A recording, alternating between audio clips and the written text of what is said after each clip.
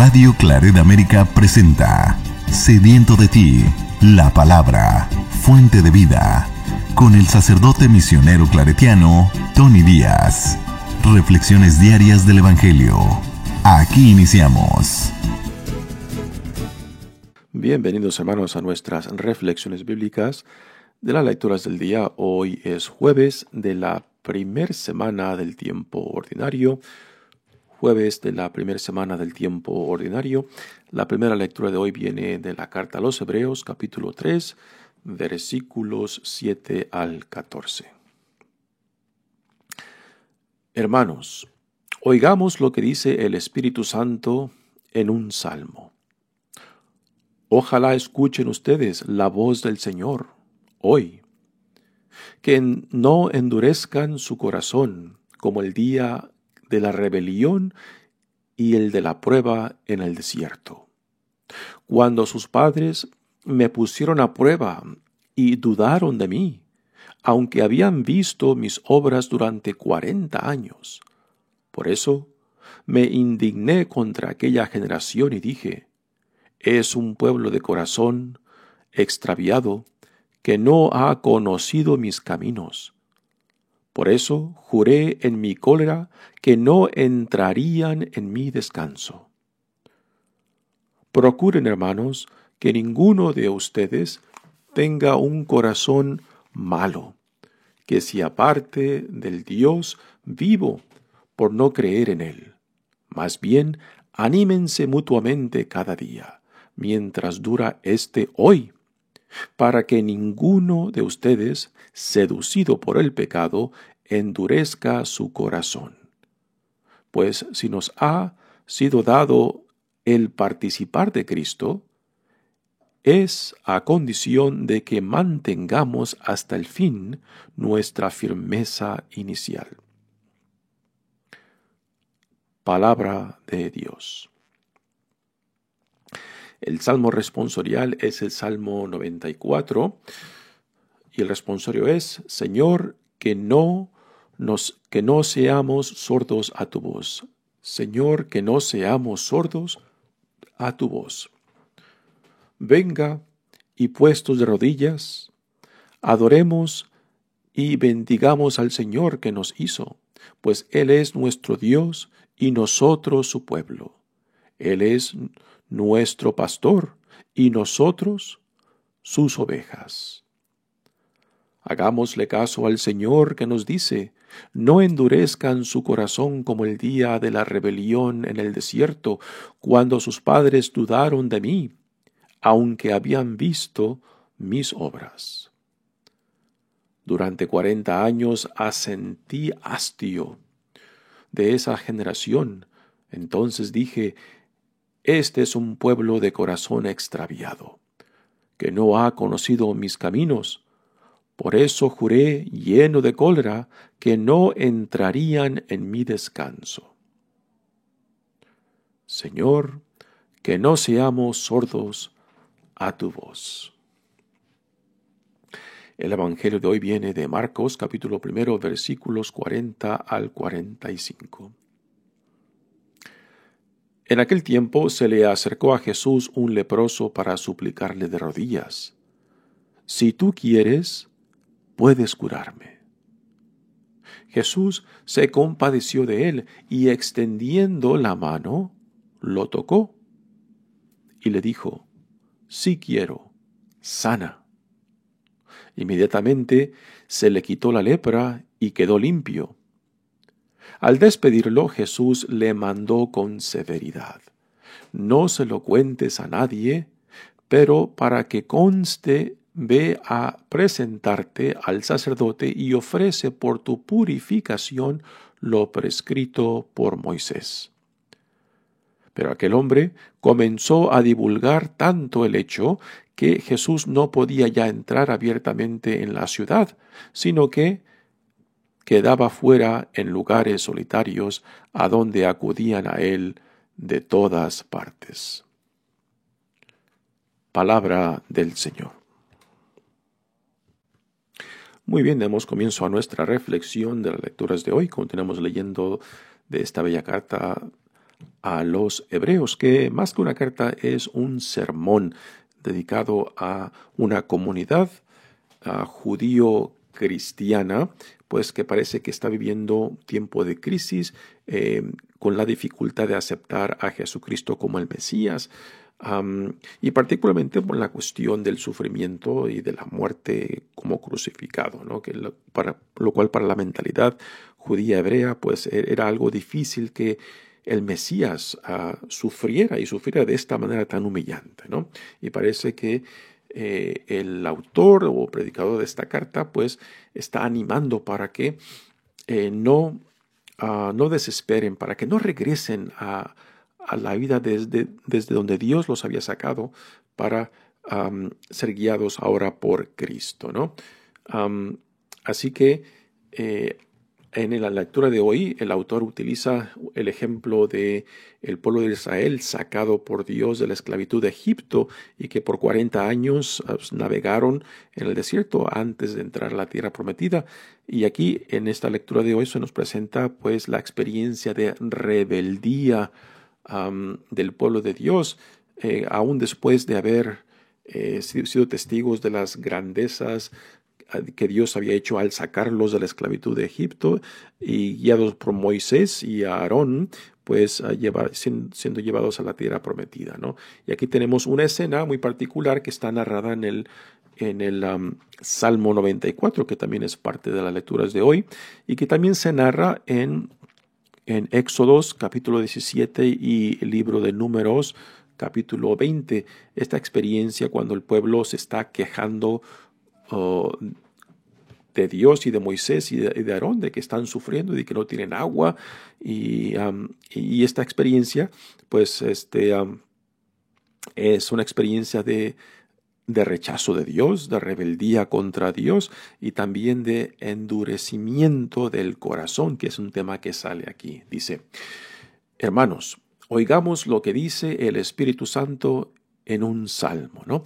Estas palabras son muy interesantes porque está afirmando que la Sagrada Escritura, lo que para nosotros es el Antiguo Testamento, es inspirada por Dios, inspirada por el Espíritu Santo, ¿no? Por eso dice lo que dice el Espíritu Santo por medio de este salmo. Es el Salmo 94 o 95, dependiendo de cuál sea la traducción que estén leyendo. Dice: ojalá escuchen ustedes la voz del Señor hoy. No endurezcan su corazón como el día de la rebelión y el de la prueba del desierto. Aquí hace referencia a la experiencia del pueblo de Israel cuando en Masá y Meribá pues se rebelan contra Dios. El nombre de Masá significa lugar de la prueba, lugar de la tentación, donde el pueblo pone a prueba a Dios, ¿no? Al quejarse de él. Y el nombre de Meribá pues es el lugar donde se rebelan contra Dios, lo cual es una experiencia muy interesante. Cuando uno vive pruebas de dificultad, pruebas de tribulación, ¿no? Pues hay por lo menos dos posibilidades, ¿no? De que arraigados en la fe y esperanza en Dios, pues aún esas pruebas y tribulaciones nos acerque más a Él y haga más fuerte nuestra relación y confianza en Dios.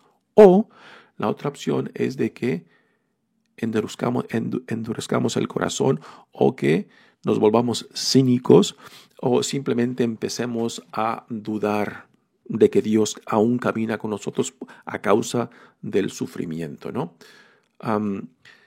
Y en esta cita que el autor hace del Salmo 94 o de Éxodo 17 o Números 28, en la cual se narra la misma experiencia, con algunas diferencias, pues aquí el pueblo de Dios, siendo guiados por Moisés y Aarón, parece que se han amargado.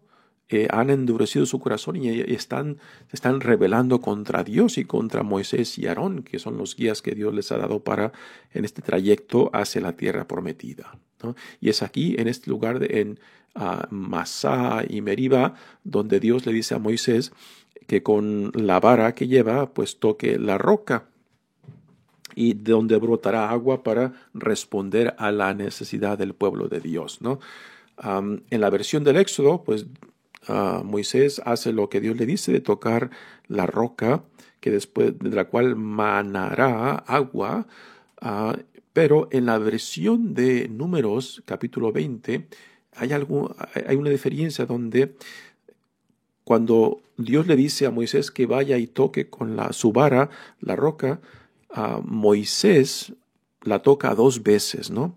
Y este tocar 2 veces, pues se convierte en una acción de duda por parte del Moisés, porque una sola vez tocar la roca era lo que bastaba para que la promesa de Dios se llevara a cabo de que de la roca manaría agua. Pero Moisés la toca 2 veces, y ese tocar 2 veces pues es interpretado por el libro de Números como duda de Moisés, y por eso esta es la causa principal porque Dios no le permite a Moisés entrar a la tierra prometida, sino que muere antes de entrar, y es Josué quien guía al pueblo al entrar a la tierra prometida.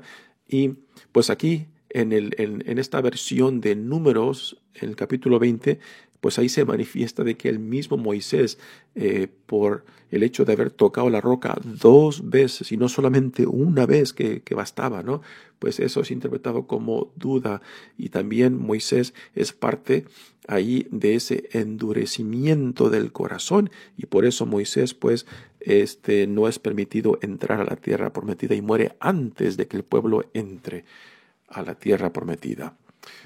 Pues aquí tenemos esta situación que el autor de esta carta está utilizando para advertencia a esta comunidad de judíos cristianos, al citar esta experiencia del pueblo que caminaba en el desierto por 40 años rumbo a la tierra prometida, pues, y en ese trayecto, pues, el pueblo manifiesta varias veces rebeldía, rechazo, dudas, desconfianza, endurecimiento de su corazón, ¿no? Y aquí el autor de esta carta utiliza esa experiencia del Éxodo como advertencia para esta comunidad de que no den paso atrás, que no endurezcan el corazón. Y también para nosotros que estamos leyendo esta carta, pues también son palabras de advertencia de que aun cuando la vida nos dé retos y dificultades y tribulaciones, de que no endurezcamos el corazón, de que no nos amarguemos, de que no nos volvamos cínicos, ¿no? De que mantengamos la esperanza en Dios.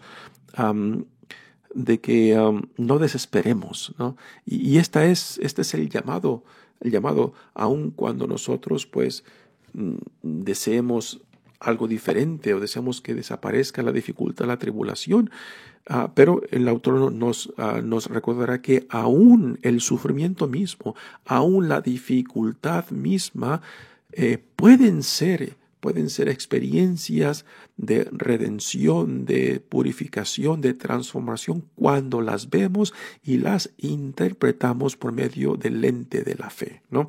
Para nosotros como seres humanos no hay cosa más difícil que encontrar sentido en el sufrimiento. Porque tenemos esta noción de que si somos gente de bien, de que somos buenos hijos e hijas de Dios, buenos cristianos, de que no debemos sufrir, ¿no? Bueno, ¿y quién nos ha prometido esto? ¿Quién nos ha dicho esto, ¿no? Si Jesucristo mismo, siendo el Hijo de Dios, padeció, sufrió, porque el mundo se le echó encima, porque el mundo rechazó el amor mismo, la justicia de Dios misma. Bueno, pero entonces, ¿por qué nosotros vamos a esperar menos, no? Y no sé de dónde hemos sacado esta idea de que porque somos gente de fe, gente de esperanza, gente de bien, gente pues buena, pues de que no debemos de sufrir, ¿no? Y cuando nos cerramos o cuando la imaginación no nos da ni siquiera para considerar la posibilidad que aún en medio del sufrimiento Dios venga a nosotros, que el sufrimiento mismo sea encuentro con Dios, de que el sufrimiento mismo sea el camino para la perfección, para la confianza en Dios, ¿no? Pues cuando nos cerramos a esta posibilidad, pues fácilmente nos amargamos Y fácilmente nos volvemos cínicos y empezamos a decir y a pensar de que Dios ya no está con nosotros, ya no camina con nosotros. Pero es porque no podemos ni siquiera imaginar que momentos de tribulación y dificultad sean oportunidades y momentos de encuentro con Dios. Y esto es aquí cuando la fe nos llama a decir de que no desconfiemos, de que no nos soltemos de la mano de Dios, de que aún en medio de la oscuridad, aún en medio del sufrimiento, aún en medio de la muerte misma, ¿no? Hay vida. Y esto es lo que a lo que la fe nos llama y nos invita, ¿no? Es el testimonio que Jesucristo mismo nos deja plasmado en su propia vida, que aún en medio de su pasión, aún en medio de su muerte misma, ¿no? Él tuvo que también aferrarse a la fe por encima de la experiencia de que todo en torno a él le decía todo lo contrario, que Dios no estaba con él, que Dios lo había abandonado. Pero porque se mantuvo firme y aferrado a la promesa de Dios, pues esto es lo que lo llevó a la resurrección. Porque a últimas no tuvo nada de dónde agarrarse más que de la promesa de Dios. Y esto es lo que Jesús nos dice: no quedé defraudado, no quedé decepcionado. Por eso, confíen en mí, confíen en el camino que yo les he modelado. Continúa la lectura diciendo: es un pueblo de corazón extraviado que no ha conocido mis caminos. Por eso juré en mi cólera que no entrarían en mi descanso, ¿no? Así que aquí cierra la cita que hace el autor de esta bella carta y como advertencia para los judíos cristianos que están viviendo la tentación de abandonar la fe en Cristo y regresar a lo previo, a lo que antes vivían antes de conocer a Cristo, ¿no? Y también esto es una advertencia para nosotros que estamos leyendo y escuchando esta carta, ¿no? De que no permitamos que las dificultades, las tribulaciones de la vida, pues envenenen nuestro corazón, endurezcan nuestro corazón y nos separe tanto de Dios como de Cristo. Dice: procuren, hermanos, que ninguno de ustedes tengan un corazón malo, que se aparte del Dios vivo por no creer en él, ¿no? Aquí es donde la fe vivida en comunidad, pues puede ser una fuente de esperanzas para aquellos que están viviendo momentos difíciles, de dificultad. Ahí es cuando nuestro testimonio de vida, cuando nuestro compañerismo, cuando nuestra solidaridad al caminar junto con otros, pues nos hace también instrumento de Dios para con otros. En el testimonio, en el caminar con otros, en la solidaridad, en la hermandad, ¿no? Es ahí cuando pues ayudamos a otros a que no desesperen, a que no tiren la toalla, a que no se alejen, a que no endurezcan su corazón. Y es lo que aquí el autor de esta carta está recomendando a los hermanos de esta comunidad, para que ninguno de ustedes, seducido por el pecado, endurezca su corazón, pues si nos ha sido dado al participar en Cristo, es a condición de que mantengamos hasta el fin nuestra firmeza inicial. La firmeza a la cual se refiere es la identificación con Cristo, la identificación con el Evangelio, la identificación con el reino que Dios ha revelado en su Hijo amado. Muy bien, pasemos ahora al Evangelio de hoy. Es el día siguiente, después de que Jesús estuvo en la sinagoga y después en la casa de Simón Pedro y sanó a multitudes de gente que vinieron a él. Y después al siguiente día, pues Jesús se va a buscar un lugar solitario para estar en oración con Dios. Y después se marcha a otros poblados porque para eso ha sido mandado, para compartir la buena nueva con otros. Y es aquí donde Jesús, al entrar a un pueblo, se le acerca una persona con lepra. Dice: en aquel tiempo se le acercó a Jesús un leproso para suplicarle de rodillas: La imagen es muy interesante. Un leproso, cuando era designado como tal, pues se le expulsaba prácticamente tanto de la familia como de la comunidad, por el peligro de contagio. Así que un leproso, una leprosa tenían que vivir en las afueras de los pueblos e ir gritando impuro, impuro, para que la gente no se le acercara y así quedaran contagiados físicamente o ritualmente, y lo cual les impediría después participar en la vida de la comunidad y del culto. Así que este leproso, uno puede imaginar que ve a Jesús entrar a la ciudad, en la entrada de la ciudad, y al verlo, pues, de lejos le grita, y también a cierta distancia, pues, se le echa de rodillas en forma de adoración y reconocimiento de que en este hombre Jesús, pues, el poder de Dios habita, ¿no? Así que el hombre se le echa de rodillas y le dice: si tú quieres, puedes curarme. Aquí es una expresión de fe impresionante de este leproso, que sabe que en este hombre Jesús el Nazareno habita el poder de Dios, y que es simplemente de su voluntad de que él quede sano. Y Jesús inmediatamente responde a esta petición del hombre con tanta fe, y hace lo mismo que Jesús hizo con la suegra de Simón Pedro, pues lo mismo está haciendo aquí. Dice: Jesús se compadeció de él. Se compadece, extiende la mano y lo toca. Jesús se compadece, o sea, responde a la petición del leproso, extiende la mano y lo toca. El hecho de que Jesús aquí rompe con el tabú de tener cercanía o contacto con un leproso, pues es muy significante, ¿no? Lo cual para nosotros hoy en día, que estamos viviendo esta pandemia en la cual creamos distancia y nos previene de estar cercas unos de otros, y aún de tener este contacto físico entre nosotros, pues es impresionante. Jesús, con gran autoridad y poder, no solamente se acerca al leproso, sino que lo toca, ¿no? Porque en él mismo habita la presencia de Dios, que está por encima de todo tabú, de toda separación, ya sea física o ritual, que dividen, que separa a los hermanos. Y Jesús aquí, en esta triple acción de compadecerse, extender su mano y tocarlo, pues entra en solidaridad con este leproso que ha sido, pues, separado de su familia, de su comunidad, de su sociedad, y también, pues, del rito de poder participar en la comunidad religiosa.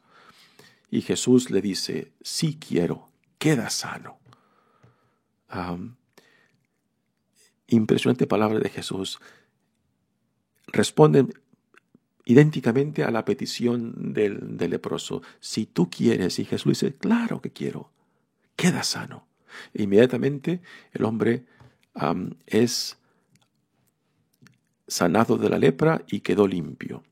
Y ahora viene la prescripción de lo que este hombre ya sanado tiene que hacer para poder regresar tanto a su familia como a su comunidad. Dice: al despedirlo, Jesús le mandó con severidad: no se lo cuentes a nadie, pero para que conste, ve a presentarte al sacerdote y ofrece por tu purificación lo prescrito por Moisés, ¿no?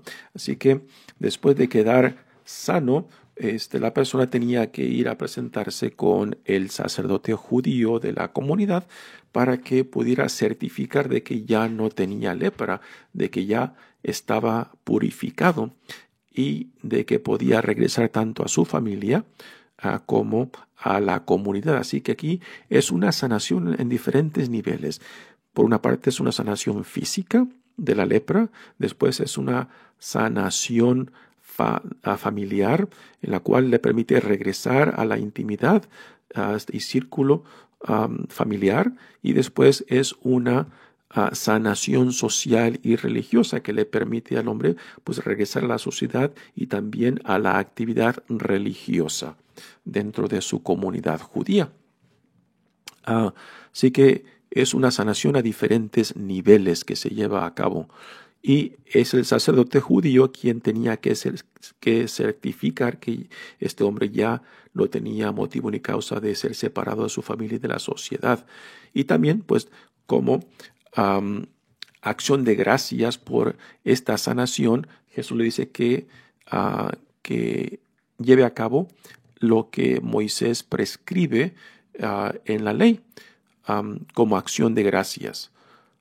Esto nos dice claramente, ¿no?, de que Jesús está plenamente identificado con la tradición tanto mosaica como profeta y profética, y que Jesús no viene a rechazar o a destruir todo lo previo, sino que viene a llevarlo a su culmino, viene a llevarlo a su fin, y viene a cumplir todo lo que la Sagrada Escritura y la tradición profética dicen acerca de él, ¿no? Y esto otro que Jesús le advierte, de que no le comente a nadie, pues tiene que ver con lo que en este Evangelio de Marcos es el misterio mesiánico de quién Jesús es verdaderamente, lo cual en el Evangelio de Marcos es algo que será revelado solo después de la muerte y resurrección. Por eso constantemente Jesús en el Evangelio de Marcos les dice a la gente que han sido sanados o que han recibido alguna gracia de Dios, de que no lo comente nadie, porque Jesús sabe de que será mal interpretado y de que las expectativas que se tenían, que ya habían en el aire acerca del Mesías, de cómo tenía que ser, de dónde tenía que venir, y en las cuales Jesús no encajaban, pues esto iba a distorsionar cómo la gente lo iba a ver e interpretar, a diferencia de cómo Jesús se interpretaba a sí mismo y cómo él se veía dentro del plan de salvación de Dios. También otra cosa, el por qué Jesús le advierte a este hombre de que no divulgue lo que acaba de vivir, es de que no ponga el énfasis de su sanación simplemente la sanación. Por encima de esta sanación, lo que Jesús le quiere dar aún a este hombre leproso, que hoy ya está sanado, es la visión del reino. La visión del reino, porque es dentro de esta visión del reino de la cual la plenitud de la vida se nos da. Y tristemente, no solamente en tiempos de Jesús, y aún hoy en día, vemos a mucha gente, o hemos reducido a Jesús simplemente a un curandero. Hemos reducido su misión del reino de Dios simplemente a curación y sanaciones. Y a veces nos topamos con gente que van en busca constantes de milagros, no de lo extraordinario. Y vemos como mucha gente que busca solamente milagros y cosas extraordinarias, pues se les hace imposible imaginar que Dios esté presente en lo más ordinario de la vida o en lo más aburrido de la vida, ¿no? Sino que sienten la necesidad de buscar cosas extraordinarias, cosas fenomenales, ¿no? Y cuando reducimos la religión a esto, a lo fenomenal, a lo extraordinario, pues simplemente vamos en busca del milagrito, ¿no? Y cuando Dios en Jesucristo nos quiere dar más que el milagro, nos quiere dar la vida, la nueva vida, por medio de la visión del reino que Dios en Jesucristo ya ha inaugurado, ¿no? Y este es lo principal y fundamental de la misión de Jesús. Por eso, cuando después de ese día que Jesús,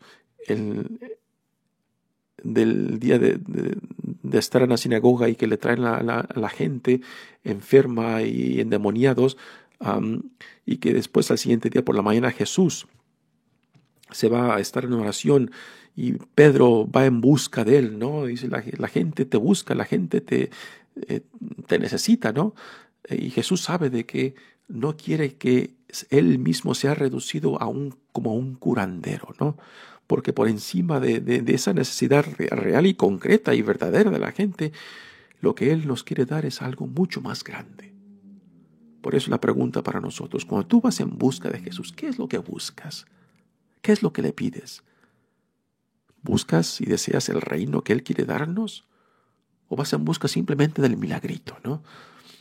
Y eso es algo que solamente tú puedes responder. ¿Qué es lo que buscas cuando tú vas en busca de Cristo?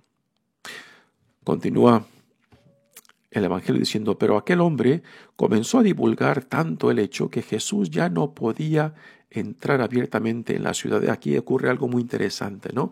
A causa de esta popularidad que Jesús va adquiriendo cuando la gente se va enterando de los milagros, y es curioso que la gente se entusiasme más por los milagros y no por el mensaje del reino. Y esta es la gran tristeza, ¿no? Y a causa de que la gente se entusiasma más por el milagro, pues ahora Jesús es forzado a tener que también vivir en los márgenes de la ciudad, que era el lugar donde vivían los leprosos, ¿no? Así que en esta sanación de este leproso, Jesús prácticamente pues cambia de lugar con el leproso. El lugar que el leproso habitaba por su lepra, pues ahora Jesús lo habita en los contornos de las afueras de los pueblos, porque ya no puede entrar por la popularidad que va adquiriendo, una popularidad malentendida, porque la gente se enfoca en el milagro y no en el mensaje del reino. Dice, sino que quedaba fuera en lugares solitarios a donde acudía a él de todas partes. Mi nombre es Padre Tony Díaz, misionero claretiano. Que Dios los bendiga. Radio Claret América presentó Sediento de ti, la palabra. Fuente de vida. Sus comentarios son importantes. Contáctenos en radioclaretamerica@gmail.com.